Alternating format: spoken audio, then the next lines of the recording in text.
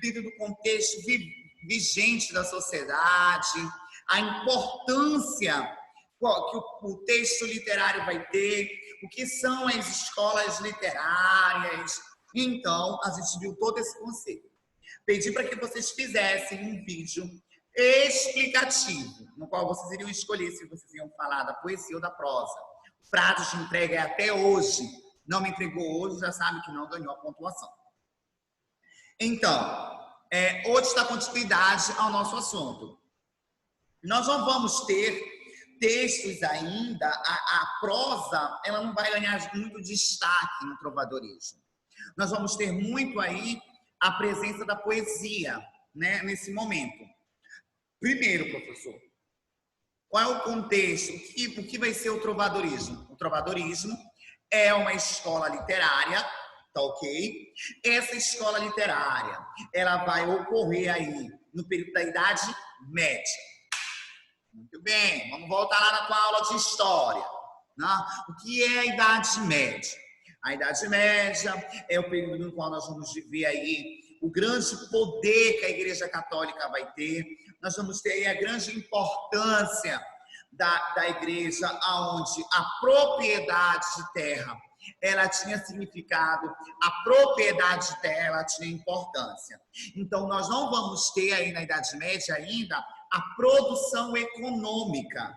Nós vamos ter na Idade Média, né, a questão da troca, o processo de sucerania e vassalagem. Eu devia dedicação ao meu senhor, eu devia, né, respeito ao meu senhor, ao proprietário da terra, e o proprietário da terra tinha dedicação, né, à igreja, boa parte da produção do meio era para a igreja.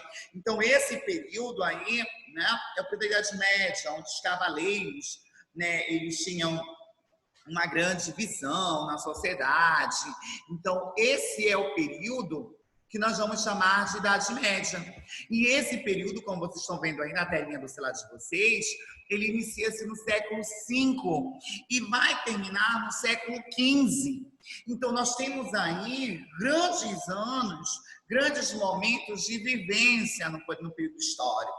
Por isso que a Idade Média ela é dividida em a Alta Idade Média e a Baixa Idade Média.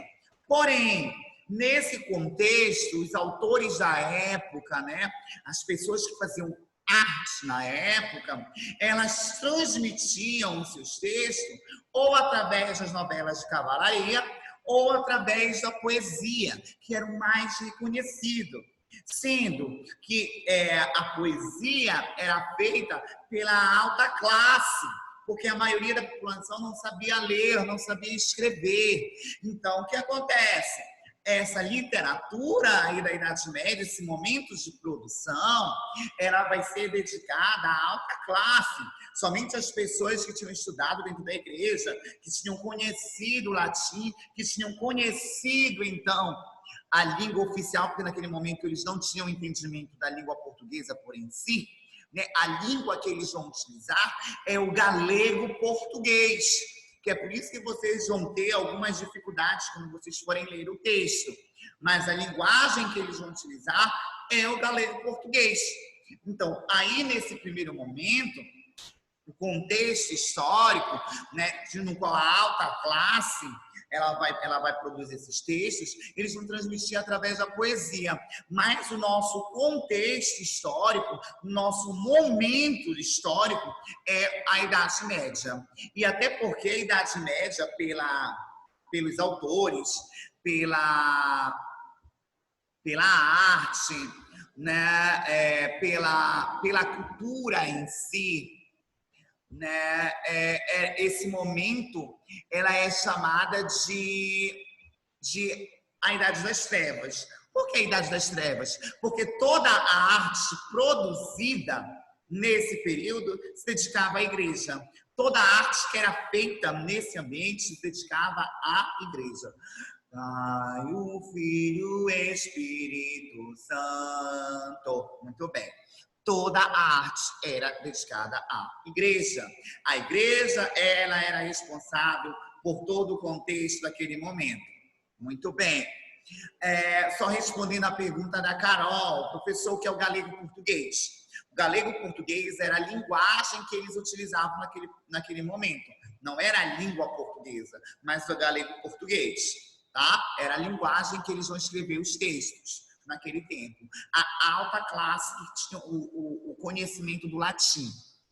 Até porque, então, o latim tinha sido se tornado universal a partir do Império Romano aí. Então, ele ganha, quando chega na Idade Média, surge, então, o galego-português, que é uma vertente do latim, que era a linguagem que eles produziam.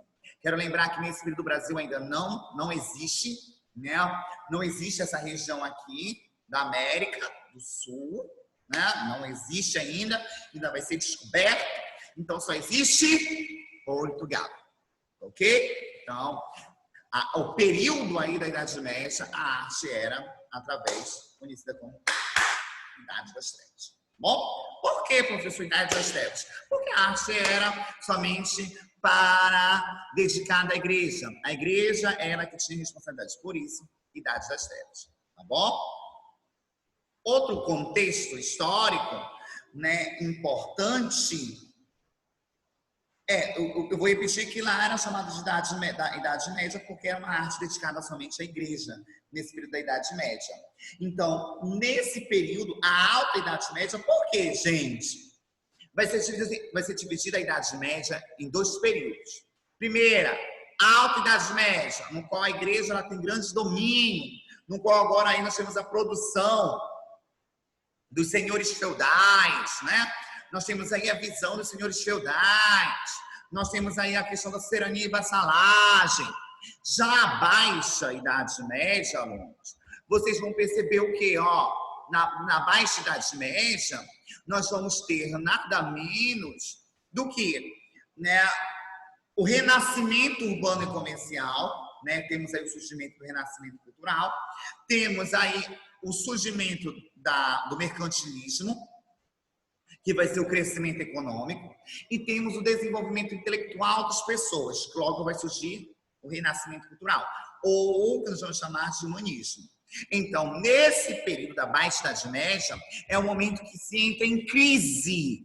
Se entra em crise a Idade Média, e daí vai surgir outros movimentos culturais. Então, né? É preciso copiar isso? Ou só o que está no quadro? Não, gente, isso não é da turma de vocês. O que está no quadro não é da turma de vocês. Eu esqueci de apagar. Fiquem de olho no slide, certo? Então, de fato, esse é o contexto histórico. E aí, gente? Primeiro, nós temos que perceber como é que estava organizada a sociedade feudal naquele período. Como estava organizada a Idade Média naquele período.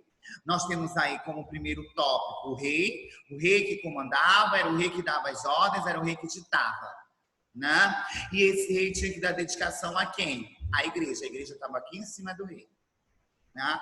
Tínhamos aí os duques, os condes, né? Os altos prelados, né? Os altos cargos da igreja em si. Logo em seguida estavam os cavaleiros, os bispos. Por último, estava quem? Os soldados e os camponeses. Professor, então na Baixa Idade Média meio que a igreja caiu? Como? Meio que na Baixa Idade Média a igreja já não mandava mais no povo igual ela mandava na Alta Idade? Não, na Baixa Idade Média ela cai. Na Baixa? Na Baixa Idade Média. Então, já que ela cai na Baixa Idade Média, o povo já começa a ser mais independente sem ela? Sim. Já estava mais independente, porque surgem aí movimentos intelectuais, surgem movimentos artísticos, surgem novos pensadores que vão bater de frente com a igreja, principalmente a reforma protestante. Né? Porque mais ou menos tinha um rei, mas a igreja mandava no rei. Mandava mais que o rei. Obrigada. Certo? Então, essa era a divisão da sociedade feudal, né? O rei, duques, condes, altos prelados, né? Cavaleiros, senhores, bispos, abades, soldados, essa era a divisão. Porém, gente, observa que essa última classe, essas 2 últimas classes, não tinham nenhum conhecimento do latim. Então, não iriam conhecer o galego-português, e muito menos o que a Bíblia dizia. Aí entra naquele papel, né? As pessoas passavam a interpretação que eles tinham e o povo tinha que aceitar, porque não sabiam, né, o que realmente eles estavam falando, porque eles não sabiam ler, então como é que eles iam comprovar? Né? Até porque a Bíblia, ela foi criada em um contexto de época diferente dos contextos de época que então nós vamos ter. Então pode surgir várias interpretações. Então, nesse ponto, né, as pessoas que sabiam ler, que sabiam latim, elas faziam a leitura e repassavam para o povo da forma que eles então pensavam. Então, sempre vai existir. Quando surgir Lutero, que vai surgir o luteranismo, a reforma protestante, ele vai criar as 95 teses e bate de frente com a igreja. E daí surge a reforma protestante. Mas isso é um assunto da nossa próxima aula, do nosso outro movimento. Vamos lá, sociedade feudal. Continuando. Olha, o clero. Quem era o clero? Formado pelos sacerdotes. O clero era a camada mais importante. Repetindo. O clero era a camada mais importante. Por que o clero era a camada mais importante? Porque as pessoas daquele tempo, elas acreditavam, elas tinham no pensamento que o clero tinha o poder de se comunicar com Deus. Eram os únicos que podiam se comunicar com Deus. Pode isso? Isso pode existir? Hein? Muito bem. Concepção de época, naquele momento de época, eles tinham esse pensamento. O clero, eles os únicos que sabiam ler, os únicos que sabiam a Bíblia, que conheciam então a lei, então eram os únicos que podiam se comunicar com Deus. Muito bem. Então, por isso eles tinham o quê? Status. E aí, vocês concordam com isso? Se fosse isso hoje, atualmente, né? Muito bem. Então, não se esqueçam, clero, acreditava, né? Deus. Muito bem. A gente continua. Quem era, então, qual era o papel aqui dos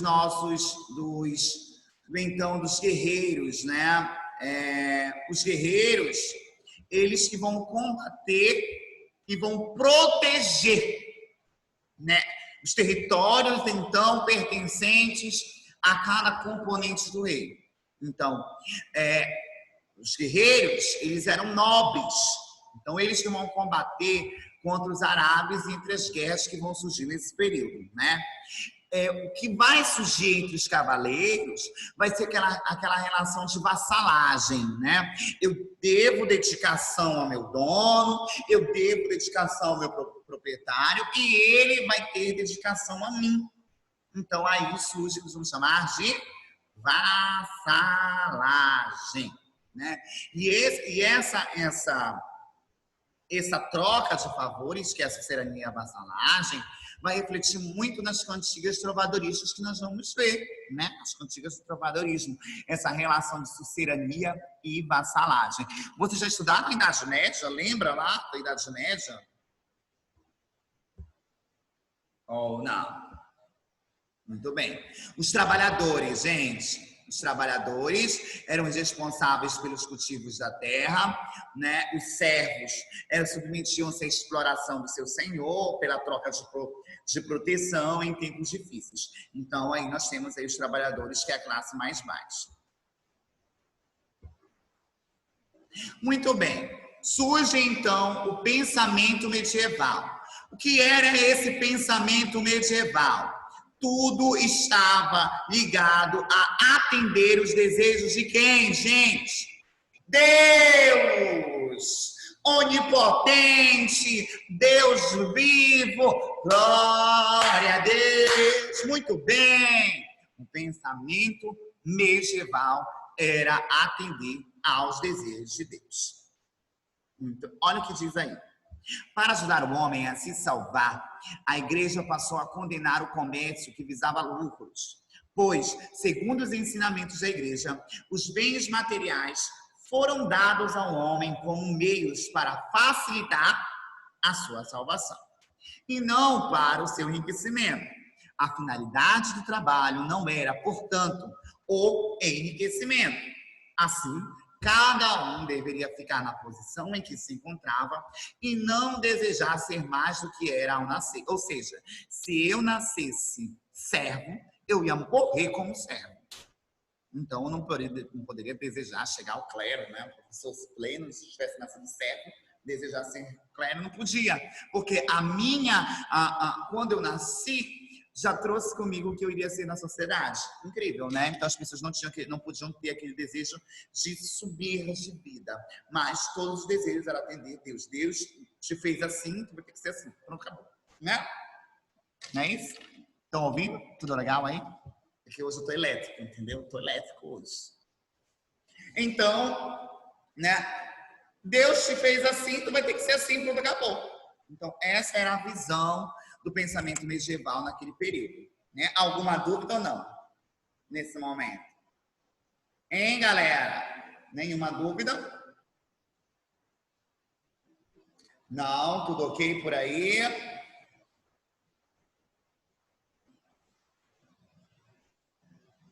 Não? Então vamos lá, continuando.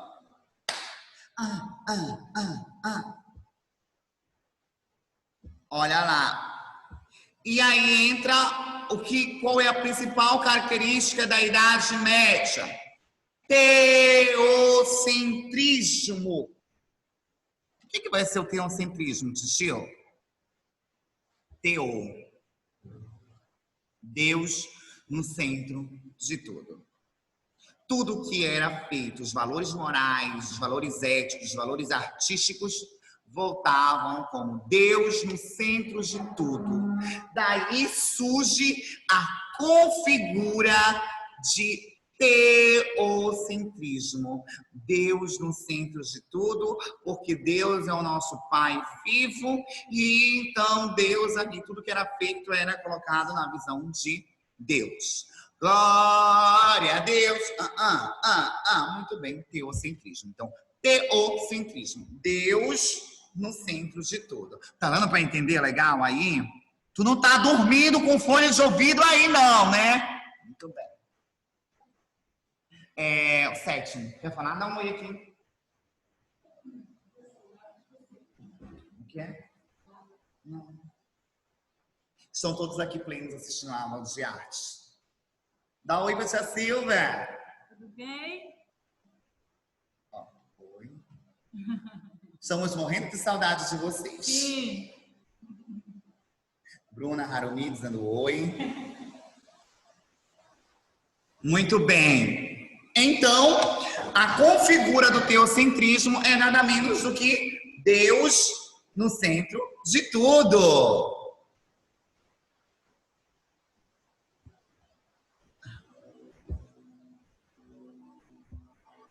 Vamos lá, continuando. Então, não se esqueçam. Teocentrismo. Deus no centro do mundo. Certo? As manifestações do povo, né? As primeiras produções artísticas ligadas à literatura e vindas do povo eram as cantigas.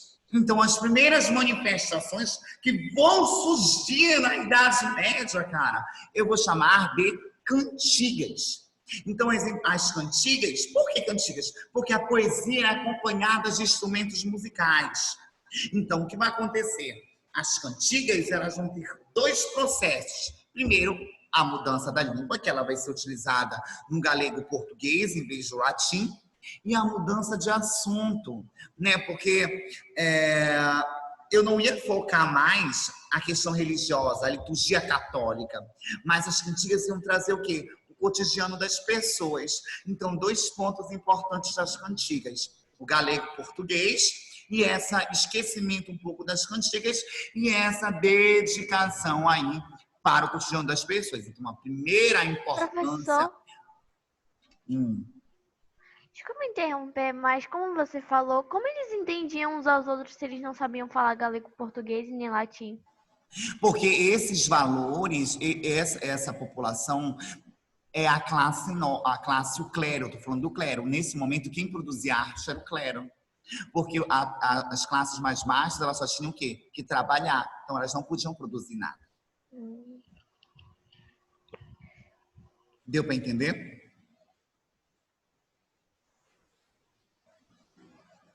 Você entendeu, Bruno? Certo? Então, quando eu falo que eles entendiam desses valores, né, os primeiros valores do povo, é porque era o clero que vai produzir essa primeira forma de arte, e não a classe mais baixa. A classe mais baixa só ouvia.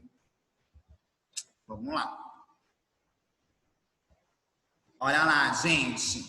Então, as cantigas, elas vão ser divididas em duas formas. As cantigas líricas e as cantigas satíricas, né? As primeiras cantigas, elas vão surgir no século XII e vão ser escritas no galego português, né? A cantiga, considerada como marco inicial, aí a primeira cantiga, né, a cantiga da Ribeirinha, né, também chamada de cantiga Guarvaia, que vai ser composta aí pelo Paio Soares Travares, escritor que vai escrever a Cantiga da Ribeirinha. Ou seja, a Cantiga da Ribeirinha é a primeira poesia feita aí no século XII. Né? Olha aí a Cantiga da Ribeirinha. No mundo não soube ser parelha, mentre me for como me vai, caja moro por vós, e aí? Minha senhor, branca e vermelha, querede vos retraia quando vos ensaia. Mo dia me levantei, vos então vou me viar. Ou seja, essa linguagem aqui da cantiga é a linguagem do galego português, que era a linguagem que eles utilizavam. Mas aí traduzindo vai ficar assim, ó. No mundo ninguém se assemelha a mim, enquanto a minha vida continua como vai, porque morro por ti. E aí? Minha senhora, da pele alva, de faces rosadas, querei que vos descreva, retrate, quanto vos vim sem manto, saia, roupa íntima, maldito dia, me levantei, que não nos via feia, ou seja, viu a mais bela então que existia. Então aí é a interpretação das cantigas da Ribeirinha.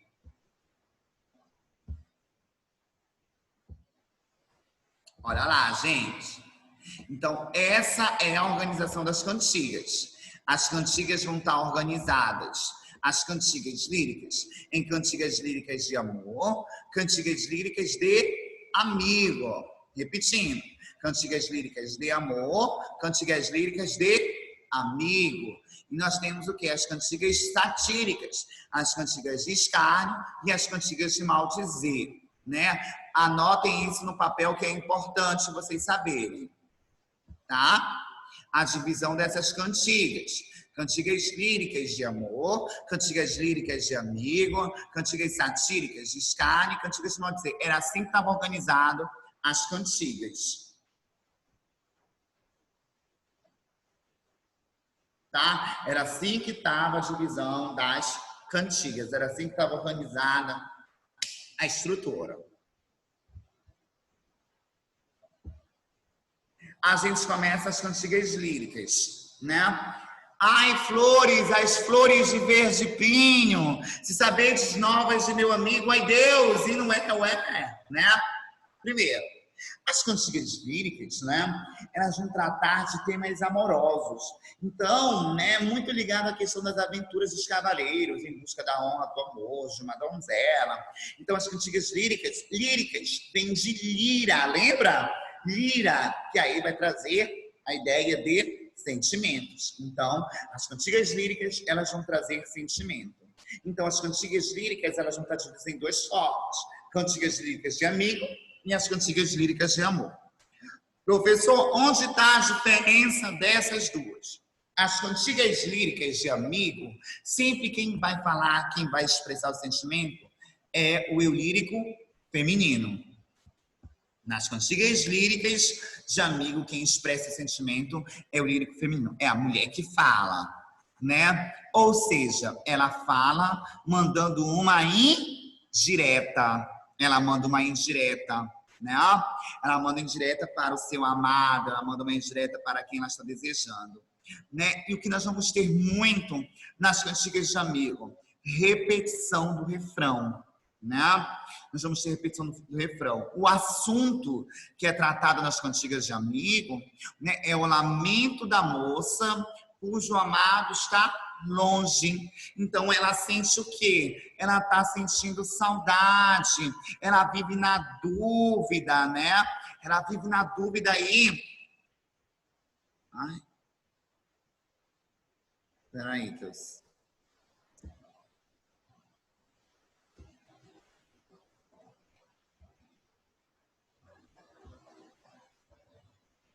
Peraí que eu me perdi aqui.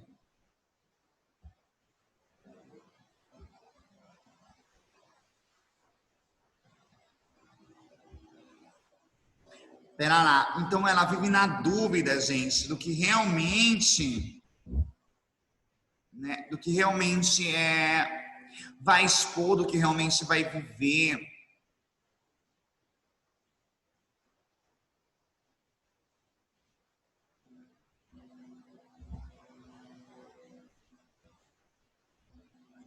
Olha lá, ó.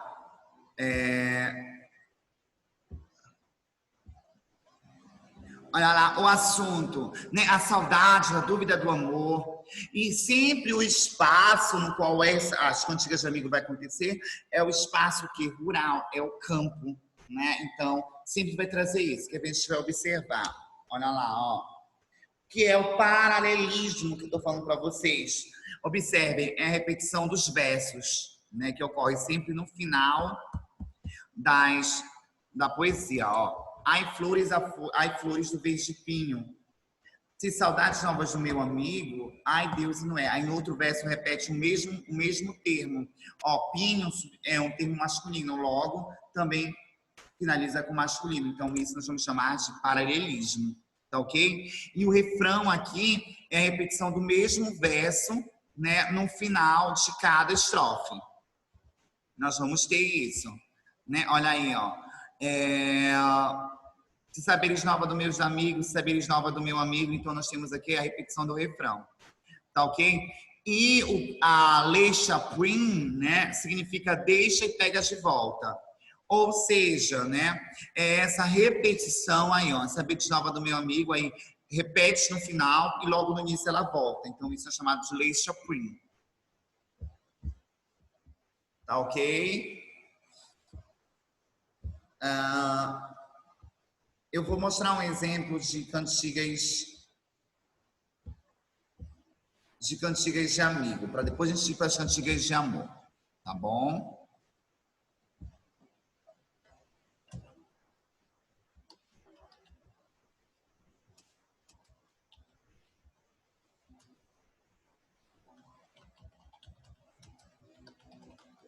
Eu vou mostrar atualmente, para que vocês possam ter uma ideia, né?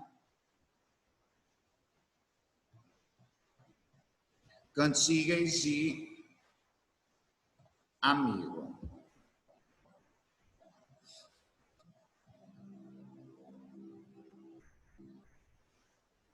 Acompanhem aí.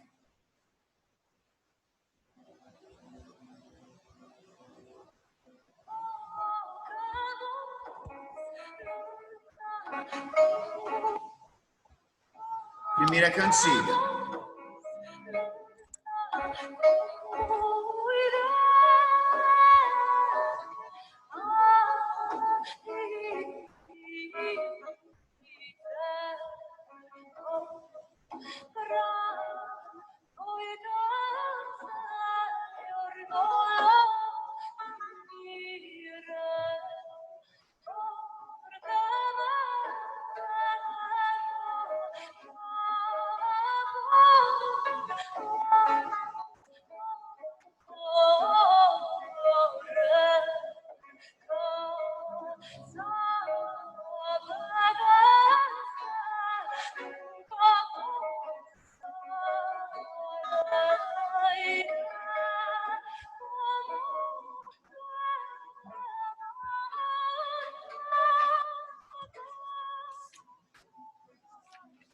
Lembra as cantigas?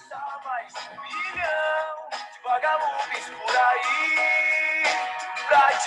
sorrir, eu posso colorir o céu de outra cor. Eu só quero amar você. E quando amanhecer, eu quero acordar.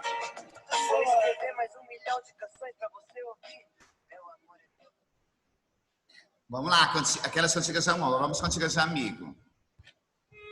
Onde eu quero chegar. Aí, o que nós vamos falar? As cantigas de amor, quem tá falando é o quê? O emissor feminino. É a mulher que está falando. Tá ok? A mulher que está cantando, ela que está demonstrando. Não é cantando. É uma poesia, mas que é uma poesia acompanhada de instrumentos musicais. Nós vamos ter aí uma mulher, né?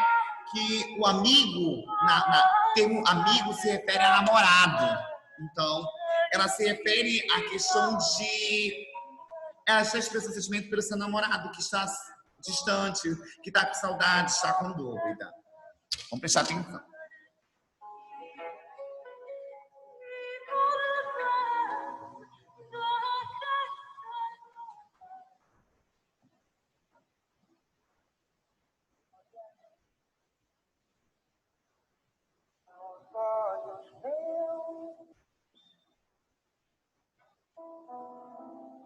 E o teu olhar era de adeus. Juro que não acreditei. Eu te estranhei.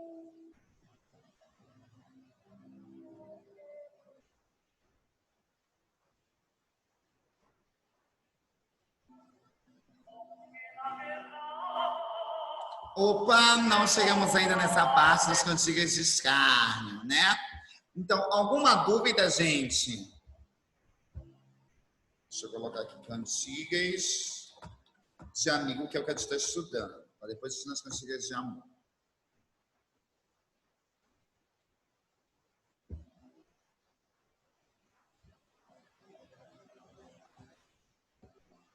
Como é? Deixa eu colocar aqui. Cantigas de amigo, exemplos.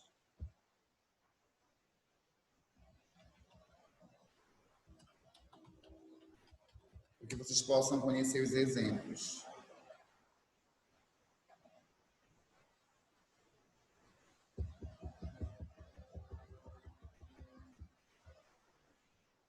Cantigas de amigos. Vamos lá.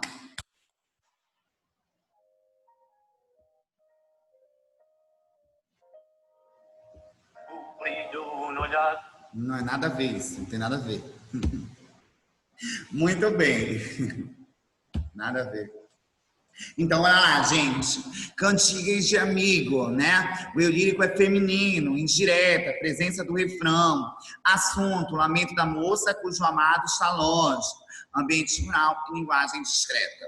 Essa é a nossa primeira parte da nossa aula. A gente vai terminar a nossa segunda parte da próxima aula. Vamos falar das cantigas de amor e das cantigas de escárnio. Um grande abraço, um beijinho no coração de vocês, né? E bye. Alguma dúvida? Nenhuma? Nada por aí. Professor, eu tenho uma dúvida. É pra gente enviar o vídeo do seminário de artes agora? Sim, eu tô esperando até meio-dia, que eu não me entregar até meio-dia, está sem nota. Tchau. Professor, eu enviei ontem o meu. Sim. Esse assunto que o senhor tá passando vai ser pra prova? Sim. Todo que você Professor, passou? a prova ela vai ser em grupo? Hum? A prova de artes ela vai ser em grupo, que nem naquela vez? Individual. Que não deu pra escutar, travou. Individual. Ah, tá. Certo? Professor, então não vai ter mais grupo? Como é? Mas ainda vai continuar com os grupos de trabalho? Sim. Ah, tá. Olha essa cantiga de... Essa é uma cantiga de escárnio ou maldizer?